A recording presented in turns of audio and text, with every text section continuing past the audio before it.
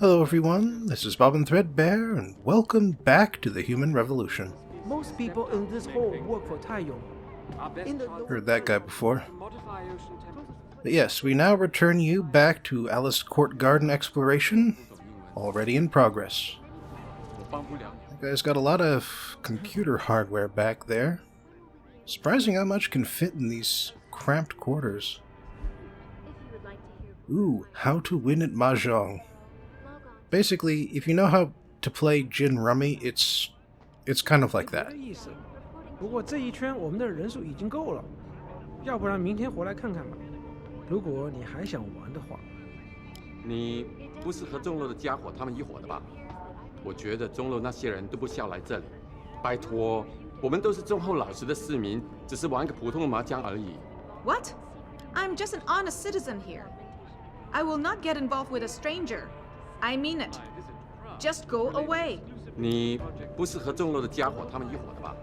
You could actually play Mahjong with a modified playing card deck. 你好，你是美国人吗？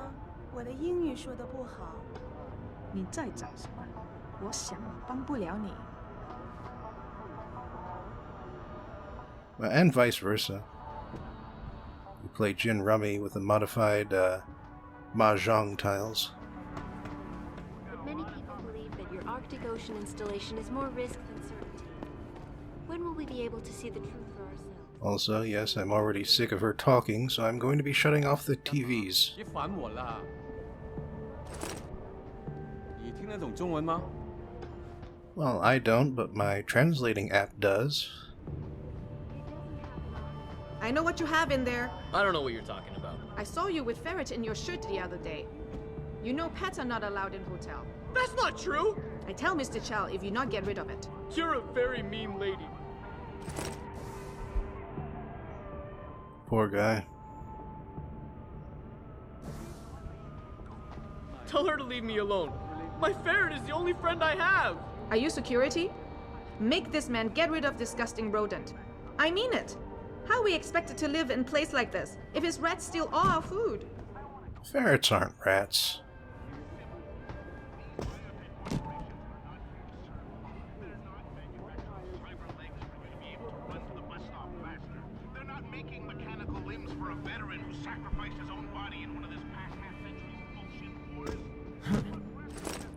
I got secretaries around here. 你在找什么？我想帮不了你。 Not too much else, though, at least not in this area. Oh, wine. I spoke too soon. Of course, my health is already max, and I think those two are the ladies that the people downstairs were talking about. Want a party? I can go all night. Tall boy, make up your mind. Time is money. You come to Haisha for a good time? Here I am. I'm not sure you can afford what I'll do to you. You know, they probably aren't working for the Hunghua because of all that nonsense with the augmentations. Oh, another one. Stealing so many pocket secretaries. But yeah, to make a long story short, there's a lot of human misery in these little cubicles. I almost forgot my vendetta against cardboard boxes. Damn. How foolish of me. They must all be destroyed. Oh. I guess I must have missed that one. Here's what the man had to say. My visit to Prague was related exclusively to the project which has consumed all of my attention. 外国佬， Man, how many of these TVs are there? 看看我们这些人，像老鼠一样的生活，这就是今天的中国。迟早有一天，哪怕当时我们只有一张可怜的团队税的时候，也会有人来把我们赶走，我们就只能流浪街头，任人宰割。你好，很高兴认识你。 Great. Now all I can hear is the crazy guy ranting on the radio. 再见，我的美国朋友。你不是当地人吧？是吗？对不起，我不明白。你好，你是美国人吗？我的英语说得不好。 You gotta be careful to check behind all the closed screens, too. 我觉得你这个人很不错，不过我实在接受不了和你在那种地方睡觉。但是，那是我的家呀。没别的意思，不过你的家实在太脏了。哪差啊？这房子就跟沙丁鱼罐头一边大，连屋里的味道都很像。我本来想说，要不咱们去旅馆吧，可是这就是个旅馆啊！天哪，不会吧？你生命中最好的10说我分幸运钟了，别错终于人过啦！有约会了，可是呢，没钱带他出去玩。我不指望你能借给我一点钱吧？嗯？这地方也没那么糟吧？我的意思是，很多人在这儿一住就住了好几个月呢。如果一直住在这么小的地方，我觉得我会得幽闭恐惧症的。 I wonder if the Hunghua Hotel rents out its rooms for couples. Like the Japanese Love Hotel, which I think got popular for pretty much the same reason. Because Japanese apartments are too goddamn small. Apparently throwing around the big cardboard box spooked that guy. 他不会自己离开的，他们把他抓走了，就在这街上抓走了。你去哪里了？他不会自己离开。 Yeah, sure enough, there's the alarm going off in the lower left-hand corner. 说英语。 Another technophile here. Oh, and another one. I wonder if they're friends.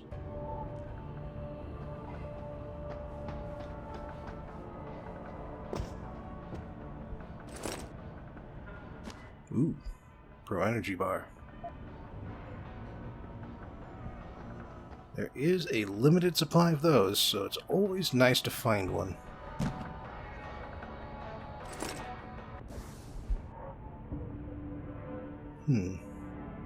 Yep, more human misery.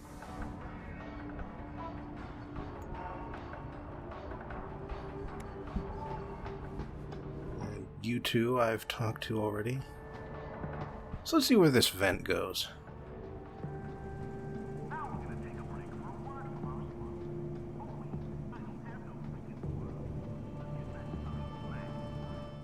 It goes all the way around, apparently.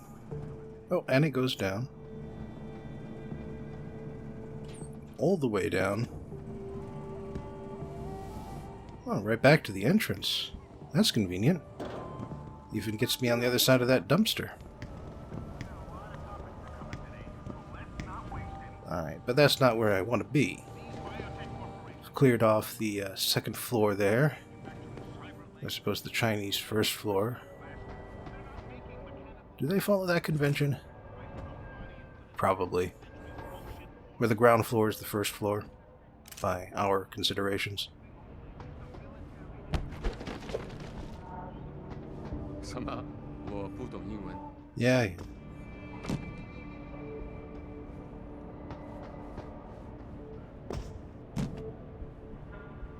And stepping on so many people's beds today.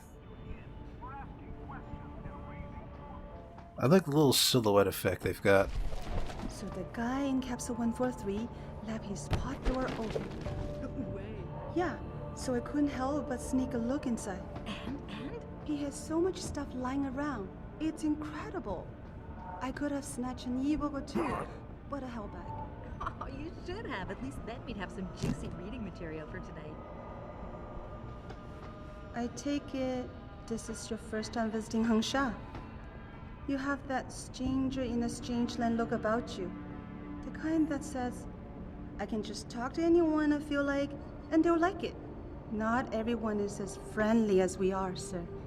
Well, let me guess. You're here on a business trip or something, meeting with Bell Tower or Taeyong Medical? Taeyong is the biggest employer on the island, so I'm betting it's with them. Although you do have that certain je ne sais quoi feel about you. You know, I have met rude people. 我不会说英语. You don't belong here, stranger. Try the Hive or the Honghua for fun. People live here. They don't want some foreigner gawking at them. See? There's one right now. I mean, she's got a point, but still, you know. She's assuming I'm gawking at them. Really, I'm just stealing their stuff.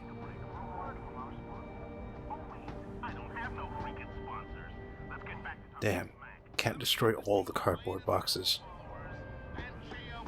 Alright, I think that's it for this bank. Let's see where else we can go here. 听着，拼，我觉得你是个好人，可是我受不了你把你的东西都扔在大厅那。我也不想的哦，可是我的胶囊房间那么小，放不下那些东西。拼，那些东西都可以扔了，你不用它们，它们就是垃圾。但有些是我妈妈给我的。去问问杰，看他还有没有多余的地方给我们放东西。我觉得杰不会情愿的吧。你好，很高兴认 You 识。 come here to complain me too?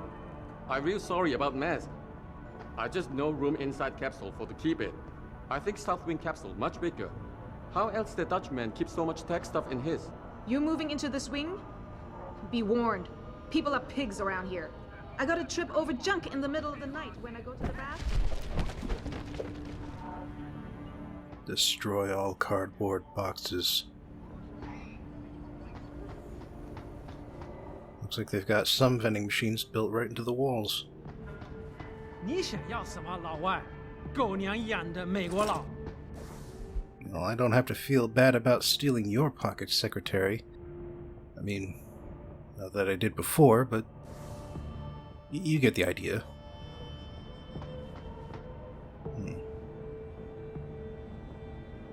Aha. A diary.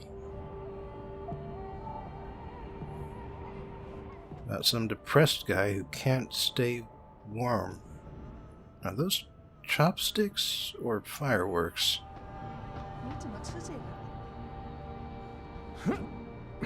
比我在家里吃的好多了。 Ooh, a machine pistol. I'll be keeping that for later. 问题吗？你怎么了你？我好喜欢这个东西。 You'll see what I'm talking about once we get to that point. Did I talk to that guy? I guess I'm not. You work for the Tong? He sent you here? Making sure none of those bell tower boys sticking their nose where it doesn't belong, right? A lot of people here owe Tong for that. I don't know what will happen if he ever decides to collect. Well, he kind of has. 滚开，窝囊废！你干嘛老烦我？ That's how the Dutchman got here. And he set this place up as a safe house. 再见，我的美国朋友。 I just don't understand how a city can grow to a point where there can be so many people and so few jobs. We've been abandoned, that's how. Who wants to open a business when you have to fight for territory with Tong or the Triads? Well, if something doesn't turn up for me soon, I just may end up knocking on Tong's door. Can't blame you. Just don't become a harvester, and we can still be friends. You lost or something, mister? Food court's downstairs. Showers and laundry room are down there too, but they don't open until the morning. It sucks, but those are the rules around here. Hello. Did you just rent a capsule or something? Because I don't think I've seen you around here before. If you're new, then let me give you some advice. The people who live here are decent, hard-working people. So just be courteous and quiet, and you'll fit in fine. See, now she was polite. 外国佬，你知道像盘古这样的一个东西要卖多少钱？ And I've talked to you before.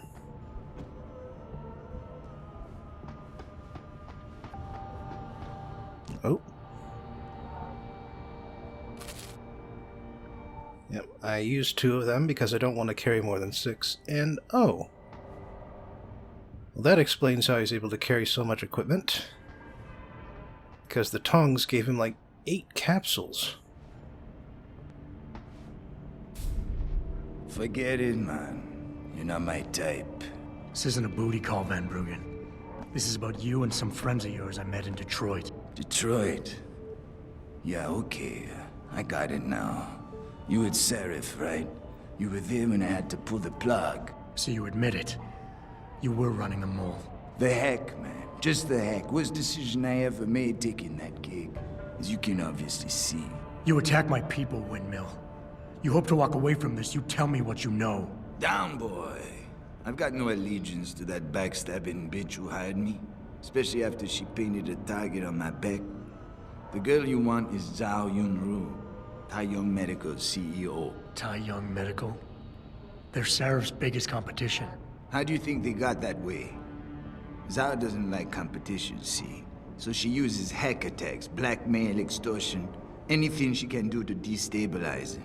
No offense, but Sarif was just the latest in a long line.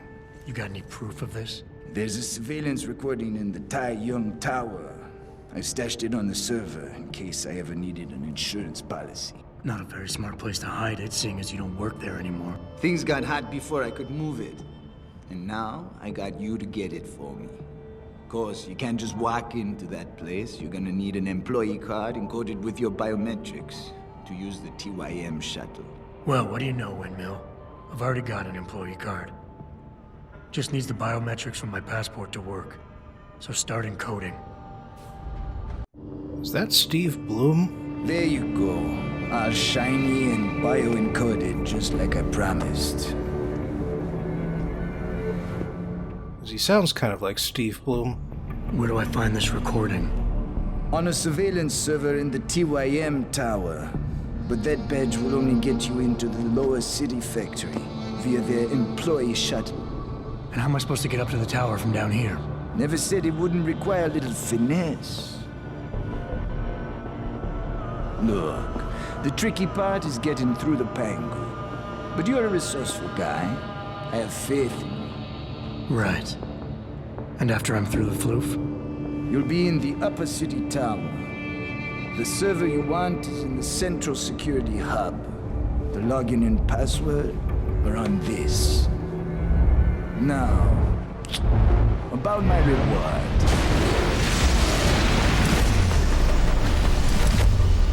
Tai Yong Medical, man! They're here!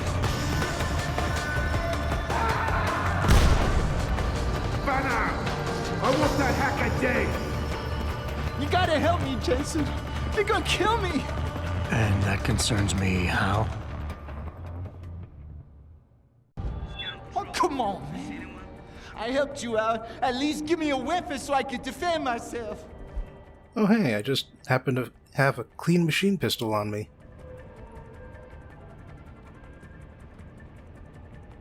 Alright, fine. Take this and get out of here. Oh, thanks, man. I won't forget this. By the way, I just looked up the IMDb, and apparently it's not Steve Bloom. I guess I'm mistaken there. But yeah, I'm not sure what happens if you give him a weapon you've modded, but I'm pretty sure you don't get to keep the mods. So that's why I picked up the pistol. You know, better safe than sorry. Come on. So much harder when you don't have a little dot in the center of the screen. But I've turned it off for a reason. Or, well, I've kept it turned off for a reason. Anyway. You remember that one, that one ventilation duct I went through earlier? That's the stealth way out. You can get to it pretty easily without being seen, even if you don't have the stealth mod. The invisibility mod, specifically. But that's not the path I'm going to take. Gonna get you, you bastard! Because, goddammit, apparently not shooting this guy in the head with my first shot means that they all heard me. But yes, I am switching back to lethal force because they massacred the population of the Alice Court Gardens, and that is not something I'm going to stand for. Also, apparently they are not as curious as I would have liked them to be. Are you over there? Or at the very least, they aren't as aware as I expected them to be. Still, I can use the see-through walls thing to tag a couple more people through this floor here. There's some more guys on the bottom floor there. Apparently, I can't tag them around the side of this wall railing. It's kind of in between.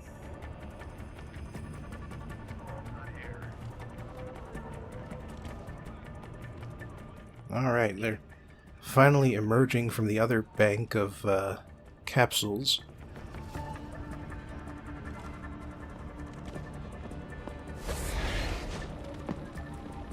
Just a little invisibility to get past the gap.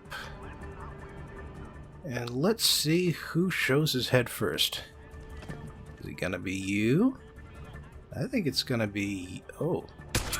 The guy who was looking straight at me and didn't see me. Damn it. Damn it. Damn it. Oh.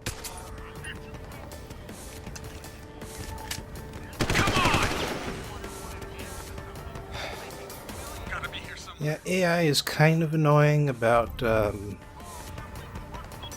what counts as giving your position away and what doesn't.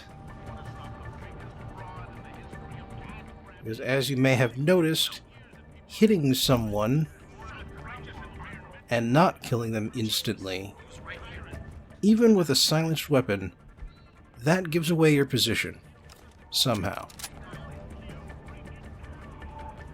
And that means that people who did not and could not have seen you do anything will know where you are and will fire at you.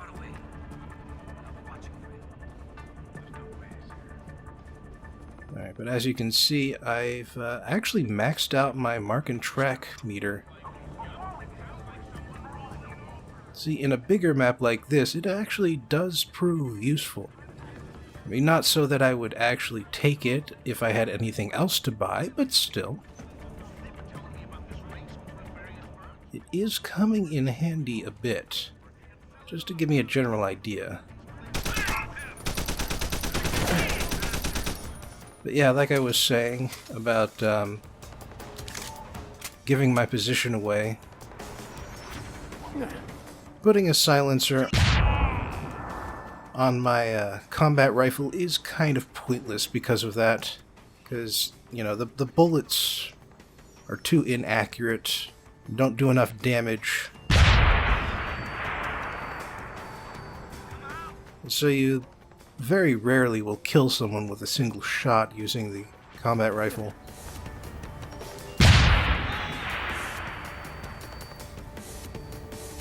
Hell, just tossing mines like I was just doing there, that gave away my position less.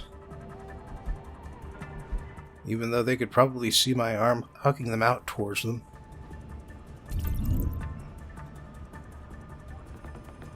Oh, there's a new guy. Looks like that's everybody on this floor though, because all the markers are shaded out.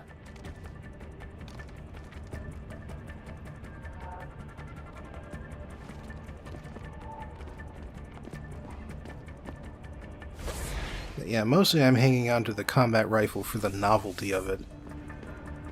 If I want damage, I've got the shotgun. If I want stealth and accuracy, I've got the pistol.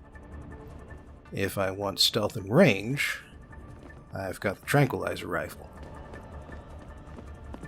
And if I want to have a little fun, well, that's what the vending machines are for.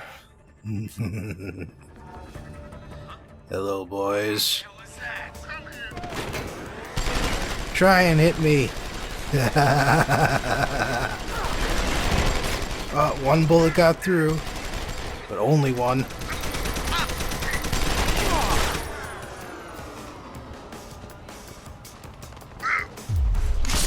Did you see that, though? These heavy guys, they can take a lot of bullets. But that one took a lot fewer than maybe I was expecting, because I threw a vending machine at him. Oh, and there's one other nice thing about them.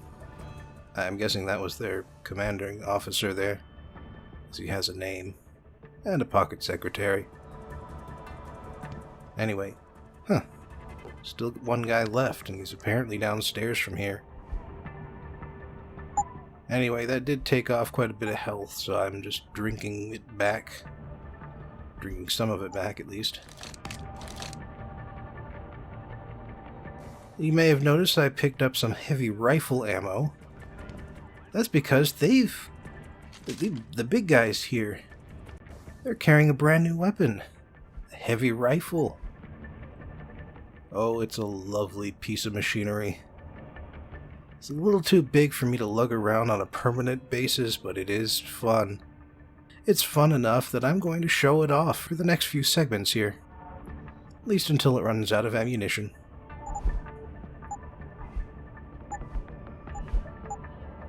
Assuming I press the right button to equip it. Not putting it on my hotbar. There we go. Alright. Yeah.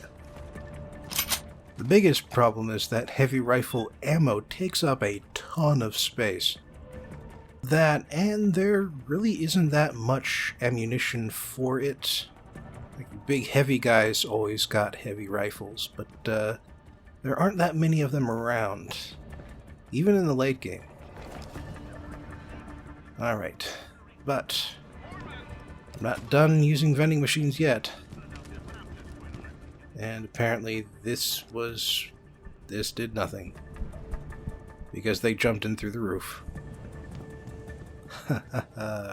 Whoops. Oh yeah, I should probably mention, they also broke in through this side of the entryway, and the other side is closed off, so it's no easy exit for me. Alright. So you've got this guy patrolling around the storage locker area here.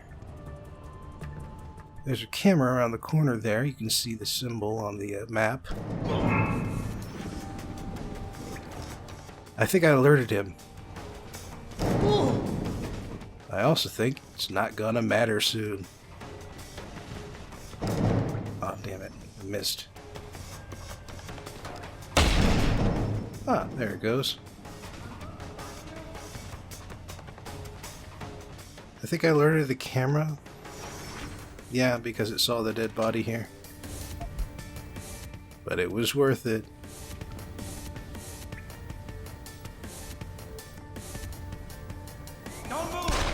Oh, hello. I heard that. Come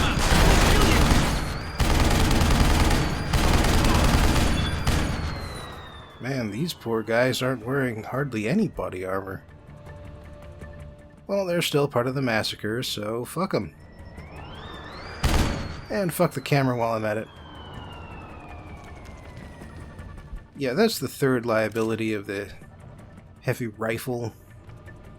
It's got a wind-up time. You can, like, tap the button so it winds up on its own. But it is more effort, you know? More effort than you have to do with any of the other guns.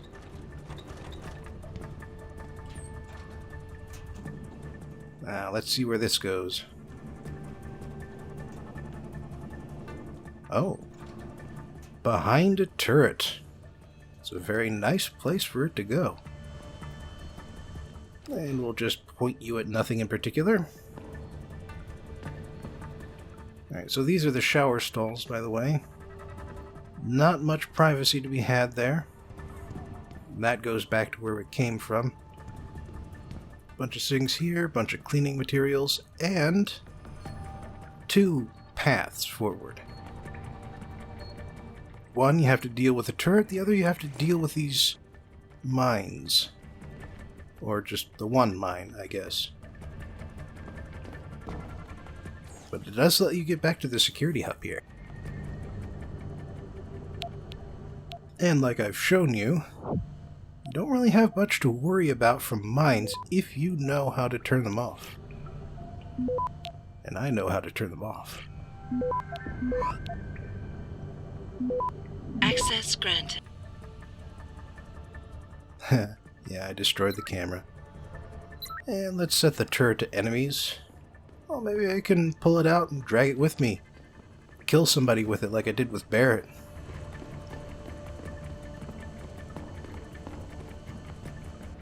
Oh, it's a sauna. Well, I suppose this was a better hotel once upon a time. Alright, so around here we've got another pair of paths.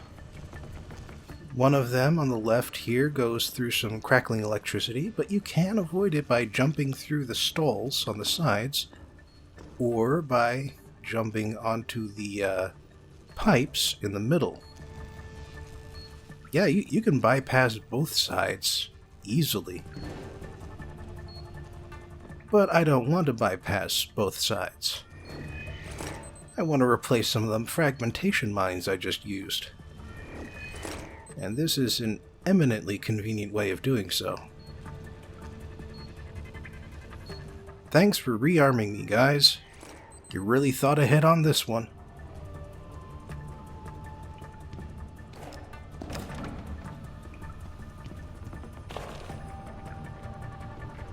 Alright, so now we've reached the laundry room.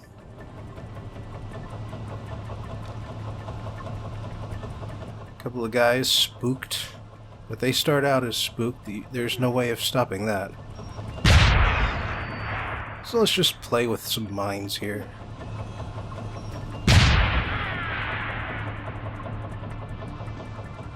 Instant response. That's the nice thing about mines.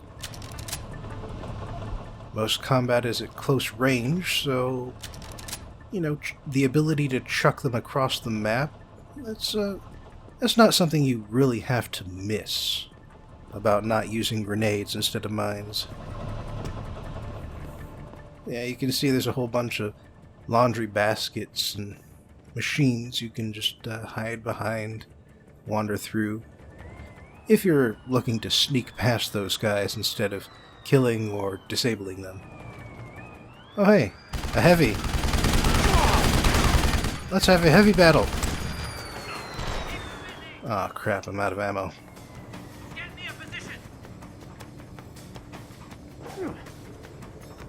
Well, I know where they think I am, so I'm going to drop a mine on that position. Let's see if he falls for it. Oh man, it was just outside of the damage radius.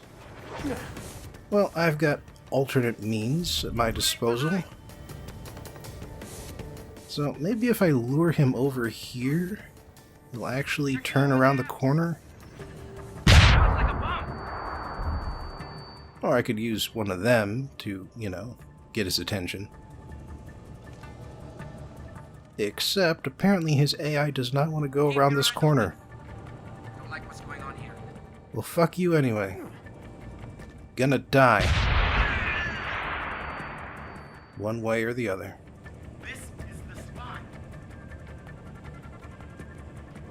Yeah, you remember how the pistol is armor penetrating? It can take out a heavy with one shot to the head. Anyway, I've got a little more ammo for the heavy rifle. So, you know, I figure I might as well keep using it. I think I've got a couple more enemies to face. I have 40 more ammo. This is the entranceway, by the way.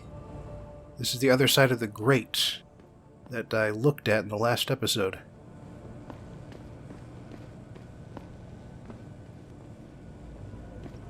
Kind of funny how that goes. And apparently I was wrong. I'm at the exit. Still, I can hold on to the heavy rifle at least long enough to sell it.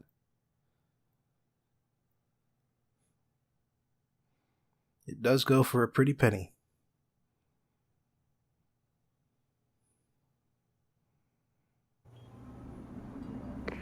Malik, get Pritchard on the line. Tell him I need everything he's got on the Tai Young Medical Building. Schematics, blueprints, everything. That might take a while, Jensen. Yeah, well, he's got as long as it takes for me to find this Tai Young shuttle Van Bruggen talked about and ride it to their factory. Jensen out. Go! Now! I won't say it again! Well, luckily you can get around him up above here. So, that's it for the fighting. So we'll just have to continue this next time at the TYM shuttle. So, like I said before, today's AV Corner will be about a TV show, and it's one that has a special place in my heart. You know how you'll sometimes revisit the shows and movies you loved as a kid, only to realize that you had terrible taste back when you didn't know any better? Well, today's show holds up just as well now as it did back then. And while it may be too much of a superhero show to be cyberpunk, too hopeful to be a dystopia, it does have plenty in common with Deus Ex. The Illuminati are kicking around, everything takes place at night, rich assholes manipulate the world behind the scenes, and two major themes are prejudice and betrayal.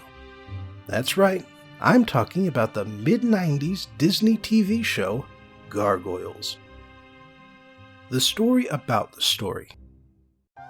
If you really want to go back to the show's roots, and clearly I do, since otherwise I wouldn't have brought it up, the story of Gargoyles began 10 years earlier, when Disney first began making animated TV shows. As a company with a proud tradition of taking big risks, Disney decided that if they were going to make cartoon shows, they were going to do it properly and give them a decent budget. See, up through the 80s, most animation done for TV tended to be pretty shitty. Flat, repeated backgrounds, characters with janky animations and flat colors, that sort of thing. This is because good animation is both expensive and time-consuming. However, in 1984, Michael Eisner took charge of Disney, and he had the idea of creating cartoon shows for syndication, which would let them get more money than from just a one-time viewing. Their first big success was Adventures of the Gummy Bears back in 1985, and that in turn led to the even bigger hit of DuckTales in 1987. By 1990, Disney had enough cartoon shows to create the Disney Afternoon, a 2-hour block of animated shows. In response to this success, Warner Bros. Stepped up its game with shows like Tiny Toon Adventures, Animaniacs, and Batman, the Animated Series.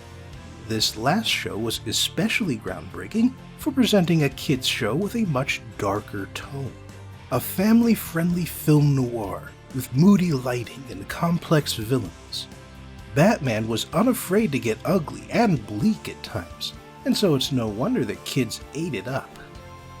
Gargoyles, which debuted 2 years after Batman did, was very clearly influenced by what Warner Bros. And DC were doing, to the point of using the same sort of square-jawed character designs.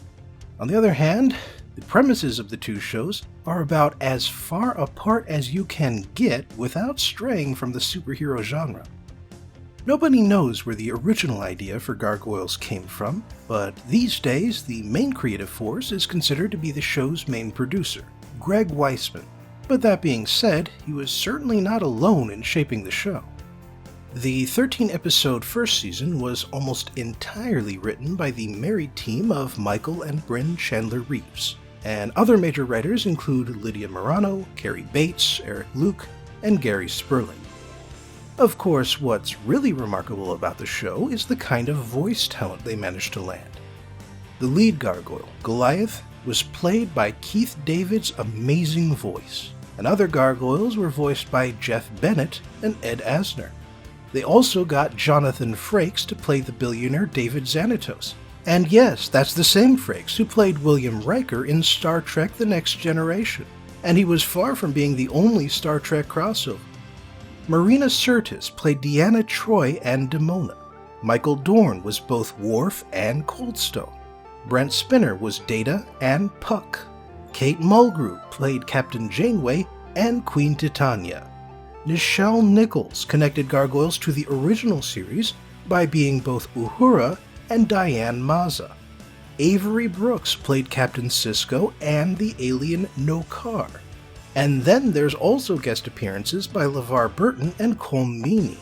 There are also a ton of other famous names in the credits list, but I need to move on.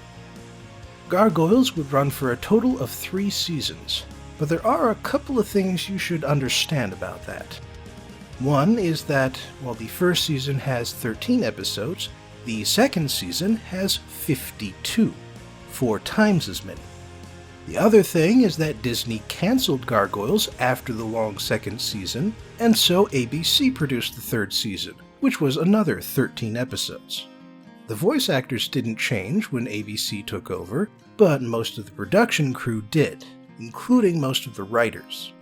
As such, while the third season is, well, it's not terrible, but it does lack a lot of the heart and the cleverness of the first 2 seasons. As such, most fans don't consider the season canonical, and Season 3 has never been released on DVD. The story. First of all, let me say I am not going to recap the entire TV series here. However, the show does start with a 5-parter called Awakening, and that just so happens to be as long as a feature-length movie. So that's what I'm going to cover. Awakening begins in present-day New York City, which at that point was 1994. Something big is happening at the top of a building, above the clouds, and debris is raining down on the streets below. Detective Elisa Maza shows up on the scene to find out what's going on, and she notices deep claw marks on one of the fallen stones. We then flash back to the real beginning of the story, an assault on a Scottish castle in AD 994. The attackers are a band of Vikings led by Hakon, and they're a bit nervous about the gargoyles on the ramparts and the coming dusk. Sure enough, as soon as the sun sets, the gargoyles burst out of their stone skins and send the Vikings running. In the process, we meet Goliath, the leader of the gargoyles, a group of 3 adolescent gargoyles, the female second in command, the old former leader, and a gargoyle dog. However, despite the battle's success, the gargoyles are not welcome in the victory celebration in the main hall. The guard captain invites Goliath to the feast, but Princess Catherine and her advisor the Magus insist that monsters should stay outside. Goliath takes this in stride, but both the captain and his second, who is also his lover, disagree with their treatment. The next morning, someone in a concealing white robe leaves Castle Wyvern to strike a deal with Hakon. That evening, Goliath's lover and the captain ask him to pursue the Vikings and make sure they don't come back, but Goliath would rather protect the castle than leave it undefended. Still, they do talk him into going out with the old leader to scare the Vikings off. Meanwhile, the 3 young gargoyles and the dog get in trouble for bothering some refugees, so Goliath sends them to the rookery where they keep the gargoyle eggs. It takes Goliath most of the night to catch up to the Vikings, but when he reaches them, he discovers that they were setting a decoy. Goliath and the old gargoyle rush back to the castle, but they don't reach it before the sun rises. Just after dawn, Hakon and his men return. Between the sleeping gargoyles and some broken bowstrings, the Vikings easily take the castle. At this point, we find out that the captain was the traitor, and that he did so for the sake of the gargoyles. Unfortunately, Hakon isn't a man who takes chances, and so he destroys all the gargoyles while they're still stone.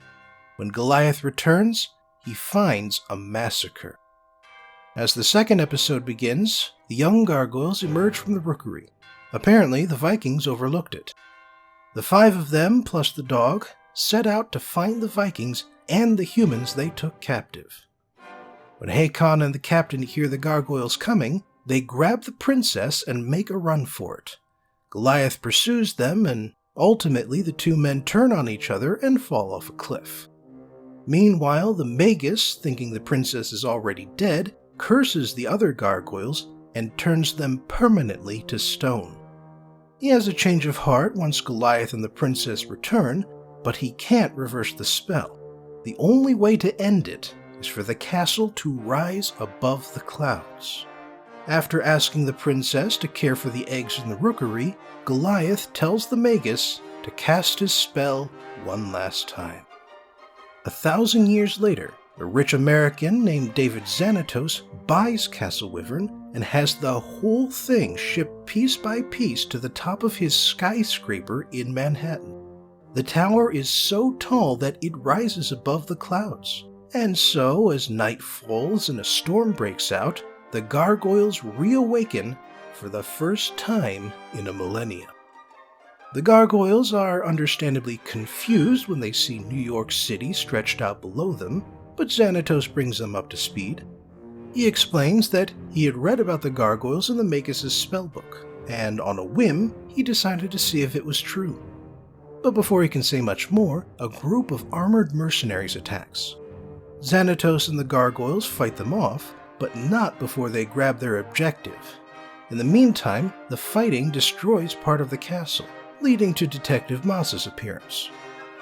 Once the mercenaries leave, Xanatos asks the gargoyles to work with him, but Goliath is not about to trust a human after what happened to his clan from his perspective the night before.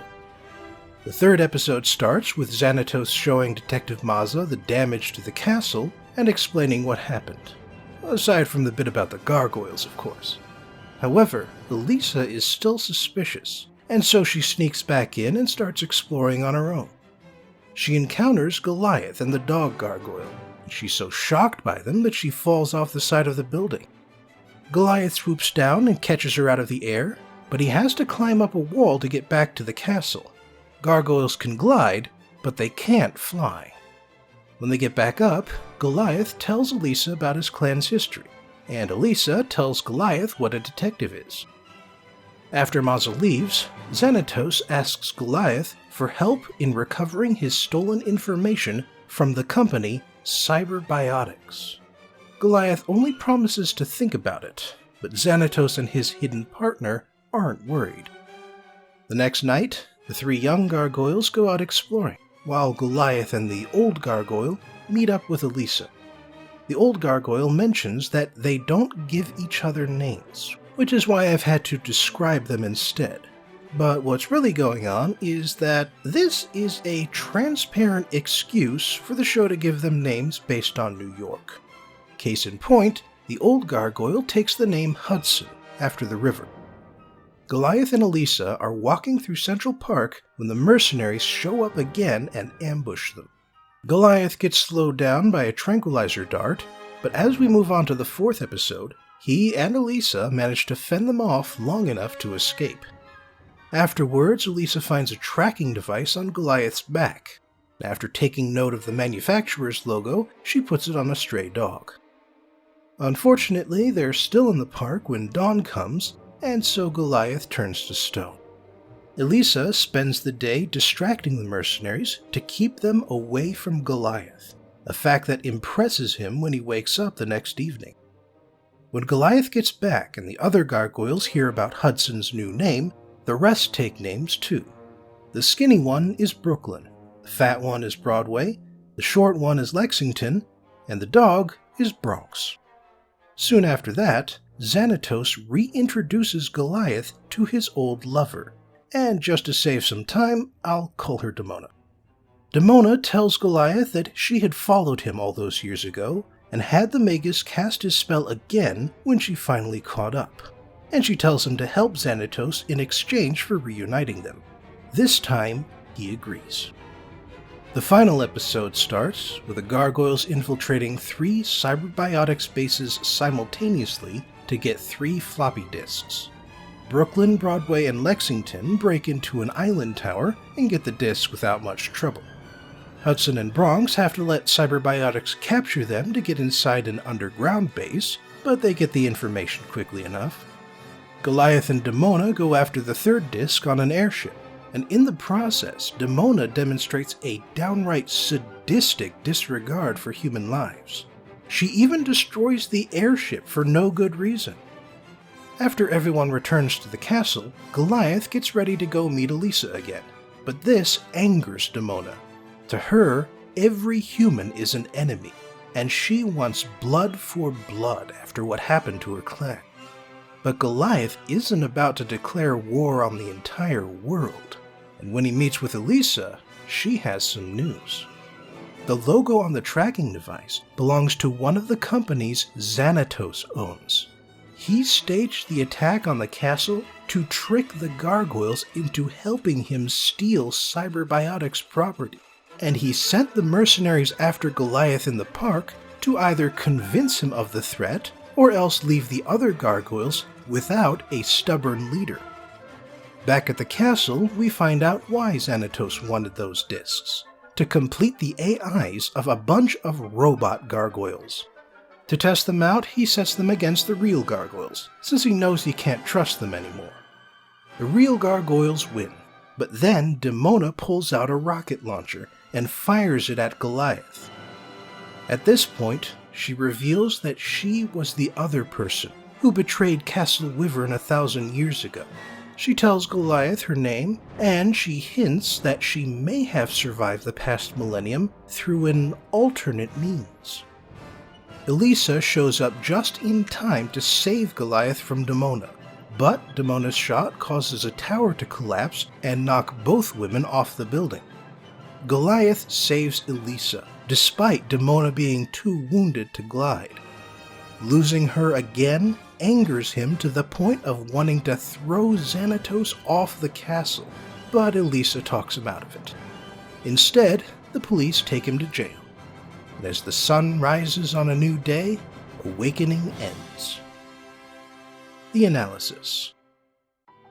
As a TV show with a lot of episodes, and as a kids show that wants to both teach and entertain, Gargoyles has a lot more than just one theme. Some of the more blatant themes include gun safety, literacy, and value of teamwork. Still, there are 3 related themes that definitely run throughout the entire show: trust, betrayal, and prejudice. The Gargoyles defend Castle Wyvern from the Vikings, but because of their frightening appearance and their inhuman strength, they aren't trusted by the human inhabitants. So a gargoyle and a human who prefers their company betray the castle to the Vikings. But of course the Vikings trust gargoyles even less and destroy them all. Xanatos pretends that he's helping the gargoyles, and he creates an enemy for them to fight, but it turns out that he was lying to them the whole time. Elisa proves herself to Goliath by protecting him during the day, and because of her, Goliath is able to start trusting humans again. Because Goliath trusts her, Elisa helps him realize that Xanatos is manipulating him. And because Demona betrayed the humans, the Vikings destroyed her clan. When you lay it out like that, the consequences of trust and betrayal are perfectly clear. It's also clear how prejudice fits in once you realize what prejudice is. It is the decision you make to trust or distrust someone based on surface traits. What race or ethnicity does a person belong to? What gender and or sex are they? What nation are they from? What's their job? How do they dress? All of this factors into a snap judgment we make based on our societal mores, our parents' beliefs, and our personal preferences and experiences. Sum it all up, and you get either trust or distrust. And we do have to decide one way or the other, and we have to do it quickly. Trust is better for everyone, especially in the long run, but the consequences of someone betraying that trust can be so dire that we cannot afford to hand it out lightly. But now let me move away from theme analysis to talk about some of the other things I really like about this show that don't come across in the opening 5-parter. For one thing, Gargoyles has a remarkable amount of authenticity. especially for a fantasy kids show that frequently makes up its own lore. For one thing, did you notice? None of the Scottish characters wore kilts, and there wasn't a scrap of plaid to be found. That's because neither of them existed in 994. Nobody plays the bagpipes either, since they hadn't reached the British Isles yet. One of the antagonists who shows up later is Macbeth, as in the former King of Scotland. And even though this version of Macbeth fights gargoyles, meets a trio of witches, and is technically immortal, this Macbeth is more accurate to the historical figure than Shakespeare's play. During the second half of the second season, a few of the characters go on what's called the World Tour, which has them encounter legends and fables from every corner of the globe. This includes Raven and the Thunderbird from the Pacific Northwest, the Golem of Prague, Anubis in Egypt, the Banshee and Cuchulainn in Ireland, Anansi in Nigeria, Odin in Scandinavia, and Coyote in Arizona.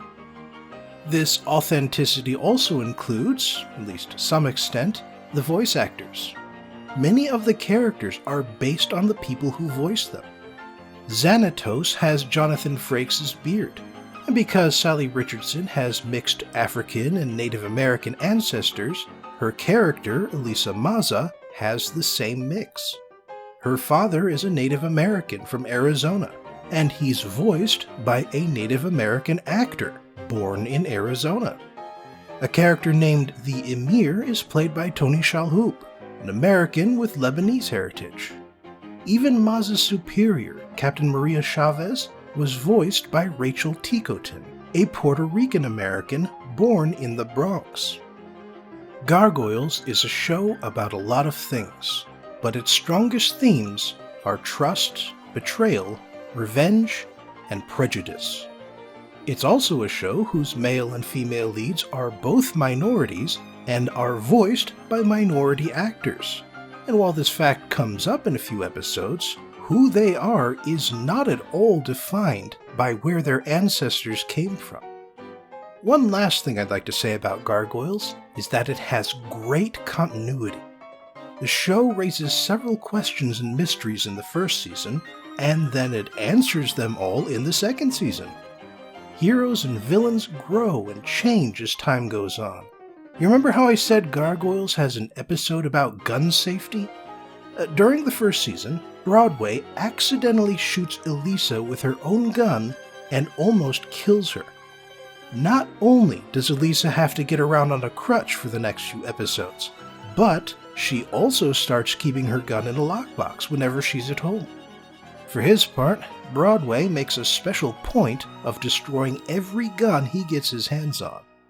And that's just one example.